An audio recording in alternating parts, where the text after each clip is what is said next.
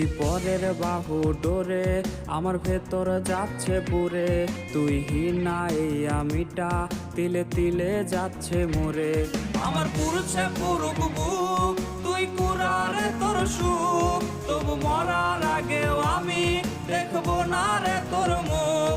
আমার মৃত আত্মাটা তোরে ডাকবে একদিন খুব, আমি দেখবো সেদিন তুই ওরে কেমনে রবি চুপ।